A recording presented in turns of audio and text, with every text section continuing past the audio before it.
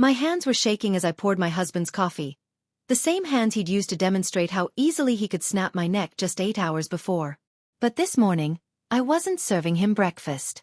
I was serving him witnesses, evidence, and handcuffs. He had no idea 3 people were about to walk through that door. Where are you watching from? Drop your location in the comments. If this story grips you, hit that like button, share it with someone who needs to hear it, and subscribe because what happens next will change everything. Time is stamped. Let's see who stays until the end. My name is Vanessa Clark, and I'm about to tell you about the morning I stopped being afraid. I'm standing in my kitchen right now, and my hands are shaking. Not from fear this time. From something else.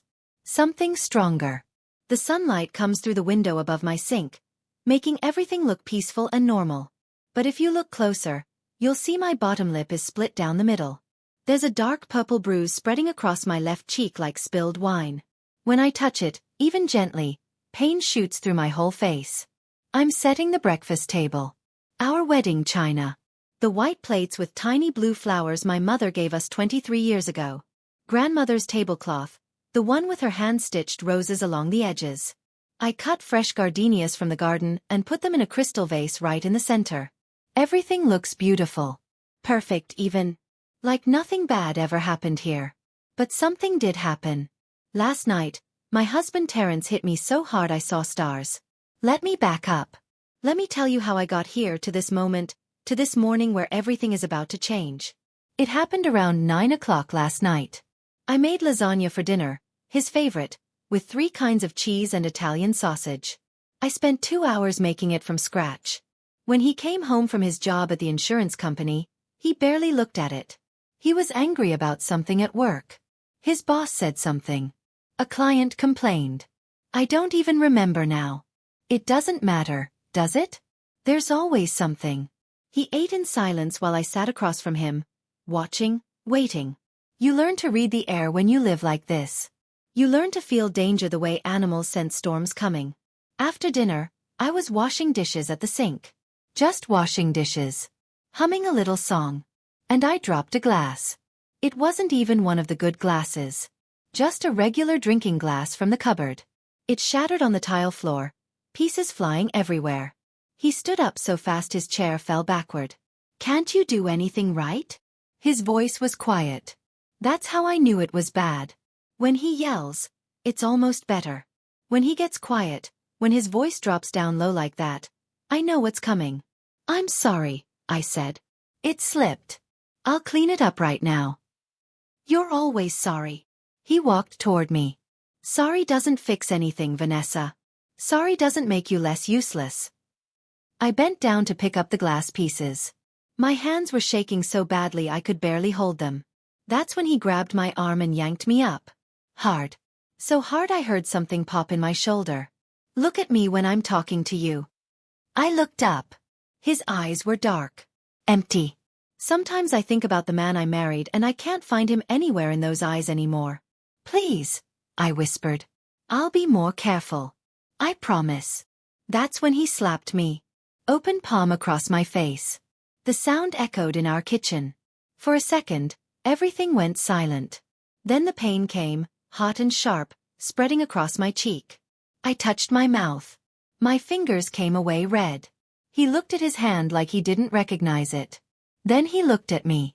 And you know what he said? He said, "Look what you made me do." Like it was my fault. Like I forced his hand to move. Like I broke myself. He left. Walked out the front door and drove away. I stood there in the kitchen with blood on my chin and broken glass at my feet, and something inside me finally broke too. But not the way he broke me. Something else cracked open. Something that had been sleeping for 3 years. I need to tell you about the beginning so you understand. So you know I didn't always live like this. 23 years ago, Terrence was different. Or maybe I was different. Maybe we both were. He used to bring me flowers every Friday. Yellow roses because I told him once they were my favorite. He'd leave little notes in my lunch bag when I went to work at the school library. "Thinking of you," they'd say. Or "Can't wait to come home to you." We got married in June. Small ceremony in my parents' backyard. His vows made me cry. He promised to protect me, honor me, love me forever. I believed every word. For 20 years, he kept those promises. We had a good life. A nice house in the historic district of Charleston, the one with the big front porch and magnolia trees. We couldn't have children, which hurt for a while, but we made peace with it. We traveled. We laughed. We were happy. Then 3 years ago something changed. It started small. So small I almost didn't notice. He'd make comments about my weight. Maybe you should skip dessert tonight. He'd criticize my clothes. You're not wearing that, are you? He started checking my phone. Asking who I was texting. Where I was going. Why I needed to see my sister Denise so much. I just want to know what's going on in your life, he'd say, smiling. Is that so wrong? But it didn't feel like love. It felt like being watched. Then he took over our money. All of it. My paycheck from the library started going into his account. He gave me an allowance. $50 a week for groceries and whatever else I needed. I'm better with finances, he explained. Trust me. I'm doing this for us. I trusted him. That was my mistake. The first time he actually hurt me was a year after the money thing started. We were at a dinner party at his boss's house. I was talking to another woman, Lisa, someone I'd just met. She was telling me about her book club and asked if I wanted to join. I got excited. I hadn't done anything social in months. Maybe longer. Terrence always had reasons why I couldn't go places. Too tired. Too busy. Too expensive. But here was a chance. A normal thing. So I said yes. On the drive home, Terrence didn't speak. His hands gripped the steering wheel so tight his knuckles turned white. I knew I'd done something wrong. I just didn't know what yet. When we got inside our house, he grabbed my wrist. Not hard enough to leave a mark. He was careful then. Always careful. What were you doing? His face was close to mine. His breath smelled like the wine from dinner. I was just talking to Lisa. She invited me to. I saw how you were acting. Laughing. Flirting with everyone. Making me look like a fool. I wasn't flirting. Terrence, I was just being friendly. He squeezed my wrist tighter. You made me look bad. Do you understand that? My boss was watching you. Everyone was watching you. Tears started running down my face. I'm sorry. I didn't mean to. You never mean to. He let go of my wrist and pushed me. Not hard. Just enough to make me stumble backward. But you always do. That night I called Lisa and told her I couldn't join the book club after all. I said I was too busy. She sounded disappointed. I never talked to her again. After that, things got worse. Faster. Terrence started coming home angry more often. Everything I did was wrong. The house wasn't clean enough. Dinner wasn't ready on time. I talked too much. I didn't talk enough. I was gaining weight. I looked tired. Why did I always look so tired? He'd grab me sometimes. Push me. Once he shoved me so hard I fell and hit my head on the coffee table. I had a bump for a week. When people at the library asked what happened, I said I tripped over the dog. We don't even have a dog. The worst part wasn't the physical stuff. It was the other things. The way he made me feel small. Stupid. Worthless. No one else would put up with you, he'd say. You're lucky I stay. And I started believing him. That's what happens. Slowly, like ice forming on a pond, you start thinking maybe they're right. Maybe you are the problem. Maybe you deserve this. My sister Denise tried to help. She noticed I stopped coming to family dinners. Stopped answering calls. She showed up at my house one afternoon when Terrence was at work. I opened the door and she took one look at me and started crying. Vanessa, what's happening to you? I was wearing long sleeves even though it was summer. I had dark circles under my eyes from not sleeping.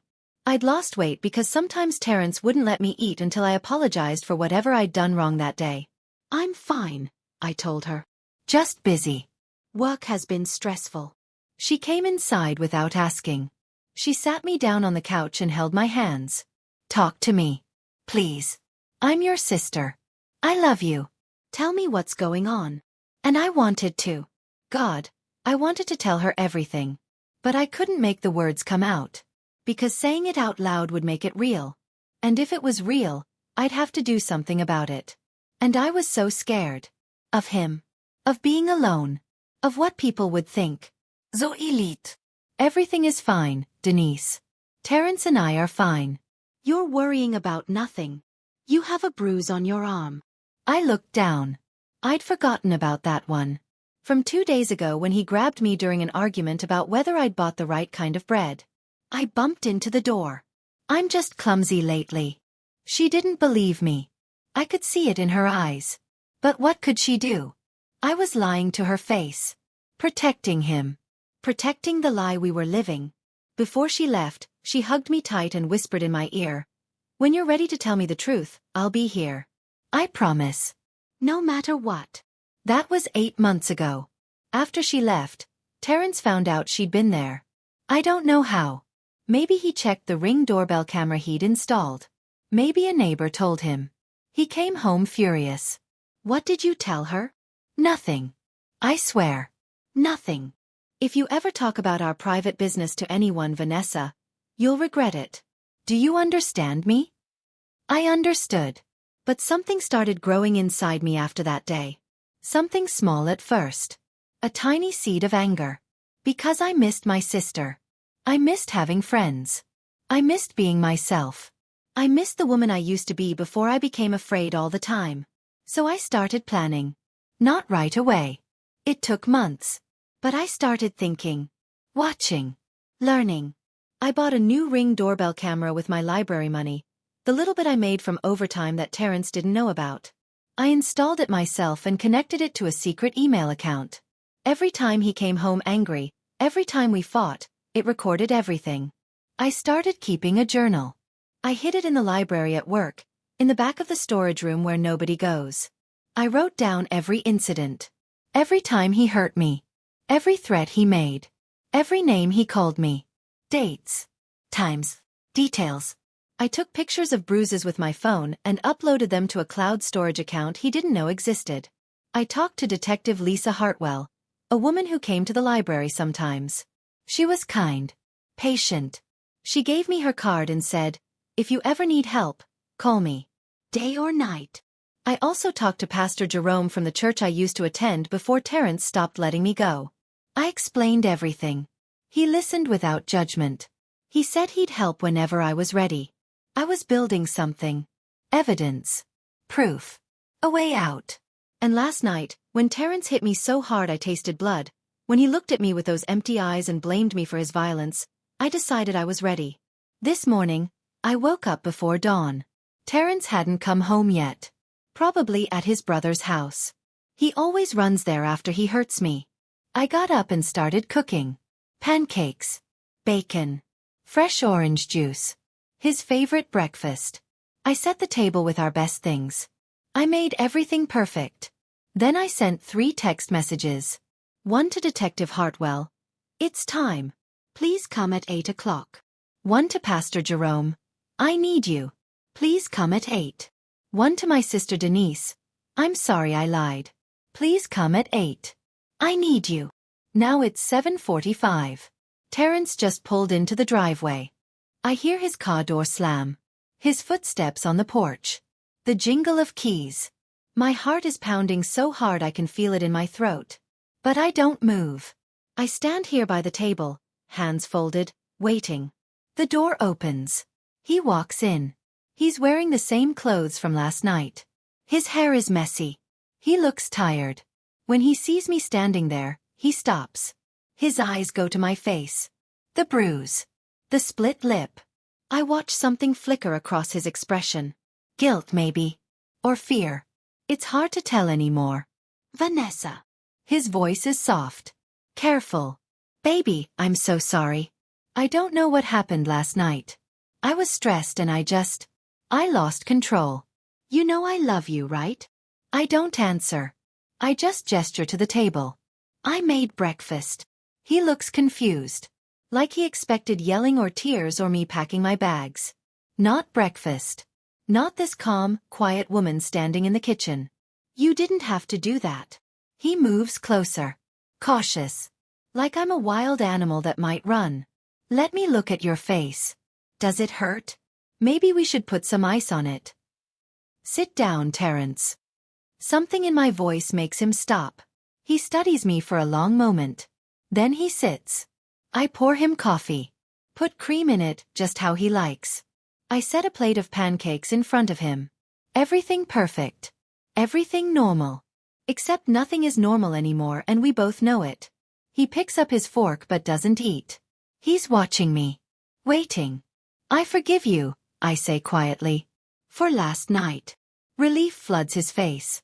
Thank you. God. Vanessa. Thank you. I promise it won't happen again. I'll get help. I'll see someone. Whatever you need. I forgive you for all of it actually. Every time you hurt me. Every name you called me. Every time you made me feel small and worthless and afraid. I forgive all of it. He sets down his fork. What are you saying? I'm saying I forgive you. Because holding on to anger will only hurt me. But forgiving you doesn't mean I'm staying. His face changes. The softness drains away. Vanessa. The doorbell rings. We both freeze. He looks at the door, then back at me. Who is that?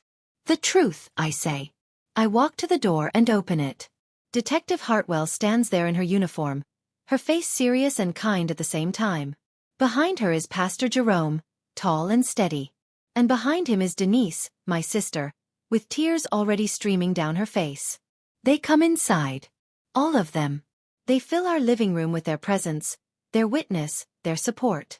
Terrence stands up so fast his chair falls over. What is this? What's going on? Detective Hartwell steps forward. Mr. Clark, I'm here because your wife has made a formal complaint about domestic violence. She's provided evidence. Photographs. Video recordings. Medical documentation. Witness statements. His face goes white. He looks at me. You recorded me? You've been planning this? For 8 months, I say. My voice doesn't shake. Every argument. Every threat. Every time you put your hands on me. I have proof of everything. Vanessa, please. Now he sounds desperate. Panicked. We can work this out. We don't need them here. This is between us. Pastor Jerome speaks up, his voice deep and calm. No, son. When someone gets hurt, it stops being private. It becomes a community matter. We all have a responsibility to protect each other. Denise walks straight to me and wraps her arms around me. I feel her shaking. Or maybe I'm the one shaking. Hard to tell. I'm so sorry, she whispers in my ear. I should have pushed harder. I should have made you tell me. You're here now, I whisper back. That's what matters. Terrence is looking around the room like a trapped animal. This is ridiculous. She's exaggerating. I never. You broke 2 of my ribs last March, I interrupt. My voice is steady now. Strong. I told the emergency room I fell down the stairs. You gave me a concussion in July. I said I slipped in the shower. Last night you split my lip and bruised my face because I dropped a glass. A glass. Terrence. That's all it takes now. A dropped glass. A wrong word. The wrong look on my face. Detective Hartwell is writing everything down. Mrs. Clark has agreed to press charges. And based on the evidence she's provided, there's enough for an arrest. An arrest? Terrence's voice cracks. You're going to arrest me? In my own house. You made it unsafe, I say. This stopped being our house the first time you hurt me. It became a prison. But not anymore. He looks at me then. Really looks at me. And for just a second, I see the man I married. The one who brought me yellow roses. The one who made me laugh. That man is crying now. I love you, he says. I know I messed up. I know I hurt you. But I love you, Vanessa. Doesn't that count for something? This is the hardest part. Because part of me still loves him too. Or loves who he used to be. Or loves the idea of what we could have been. I walk over to him. Close enough to see the tears on his face.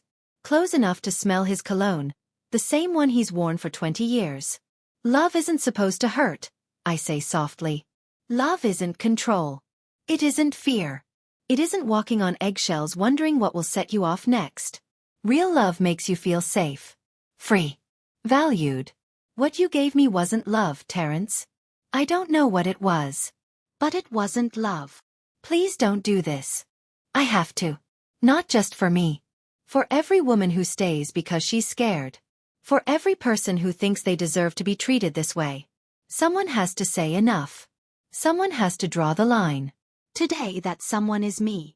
Detective Hartwell steps forward with handcuffs. Mr. Clark, you have the right to remain silent. I turn away. I can't watch. Denise holds my hand as they take him out to the police car. Pastor Jerome stays with us, his presence solid and comforting.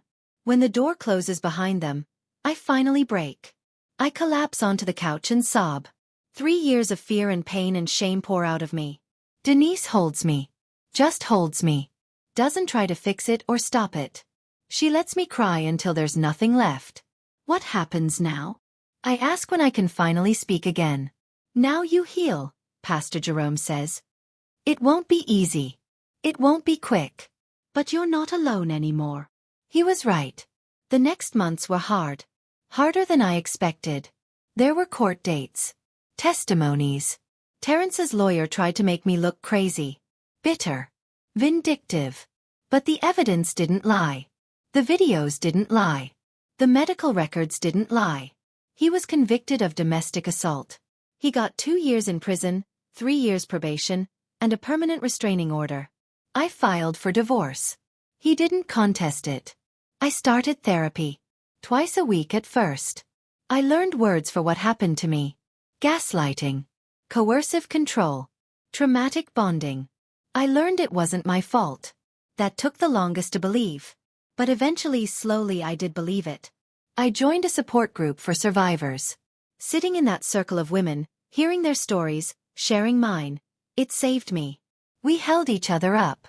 Reminded each other we were strong. We were enough. We deserved peace. I kept my job at the library. Started going back to church. Reconnected with old friends. Spent time with Denise and her family. Planted new flowers in my garden. Started reading again. Really reading, getting lost in stories the way I used to. I learned how to be Vanessa again. Not Terrence's wife. Not a victim. Not a survivor, even. Just Vanessa. A woman who likes gardenias and mystery novels and laughing with her sister over coffee. 2 years after that breakfast, I met someone. Marcus. He's a teacher at the high school. Patient. Gentle. Kind. He knows my story. All of it. And he never rushes me. Never pushes. Never makes me feel afraid. Our first argument I flinched. Old instincts. He saw it and immediately stepped back. I would never hurt you, he said quietly. Never. I promise. And I believed him. That's how I knew I was healing. Because I could tell the difference now between love and danger. 3 years after that morning, Terrence asked to meet with me. His lawyer arranged it. Supervised. Safe. I almost said no. What was there to say? But Pastor Jerome encouraged me. Sometimes closure comes from looking them in the eye one last time. Seeing them as they really are. Human. Broken. Not monsters. Just broken people who broke others. So I went. We met at a coffee shop. Public. Detective Hartwell sat at a nearby table, just in case. Terrence looked different. Older. Smaller somehow. Prison had changed him. Or maybe I was the one who changed. Maybe I just saw him clearly now. Thank you for coming, he said. His voice was hoarse. Uncertain. I didn't say anything. Just waited. I've been in therapy. In prison they made me go. I'm learning about what I did. Why I did it. He looked down at his hands. I know sorry doesn't fix anything. I know it doesn't take back the pain. But I am sorry, Vanessa. Truly. Deeply. I destroyed the best thing in my life because I was angry and broken and I didn't know how to deal with it. That's not an excuse, I said. I know. It's not. There is no excuse. He looked up at me. His eyes were clear. Sober. I just wanted you to know I take full responsibility. For all of it. You didn't deserve any of it. You were perfect. You are perfect. And I was the problem. Only me. Something loosened in my chest. Something I didn't even know was still tight. I forgive you, I said. I forgave you a long time ago. Not for you. For me. So I could move on. So I could be free. Are you happy? He asked. I hope you're happy. I am, I said. And I meant it. I really am. We sat there for another minute in silence. Then I stood up to leave. Vanessa. He stopped me. If you ever tell your story, to help someone else, you use my real name. You tell the truth. Maybe it'll help someone recognize the signs before it's too late. I nodded. Maybe it will. I walked out of that coffee shop and into the bright Charleston sunshine. Denise was waiting in the car. Marcus was coming over later for dinner. I had a full life. A safe life. A life I chose. That breakfast 3 years ago wasn't just about serving Terrence food he didn't expect. It was about serving myself freedom, justice, truth, dignity. If you're reading this and you see yourself in my story, please listen to me. You deserve peace. You deserve safety. You deserve love that doesn't leave bruises. Not on your body, not on your soul. Leaving is hard. The hardest thing you'll ever do. But staying is harder. Staying costs you pieces of yourself until there's nothing left. You don't need permission to choose yourself. You don't need to wait for the perfect moment. You just need to take the first step. Call someone. Tell the truth. Make a plan. Gather evidence. Reach out for help. There are people waiting to catch you. Detectives like Lisa Hartwell. Pastors like Jerome. Sisters like Denise. Counselors and lawyers and advocates and friends. A whole community of people who will stand with you when you're ready to stand for yourself. The National Domestic Violence Hotline is 1-800-799-7233. They're available 24 hours a day, 7 days a week. Call them. Text them. Chat with them online. They can help you make a safety plan. Connect you with resources. Listen without judgment. You are not alone. You are not crazy. You are not the problem. And you are so much stronger than you know. That morning I served breakfast. I served myself freedom. And if I can do it, scared, bruised, broken as I was, so can you. Choose peace. Choose safety. Choose yourself. You deserve a life without fear. Go get it.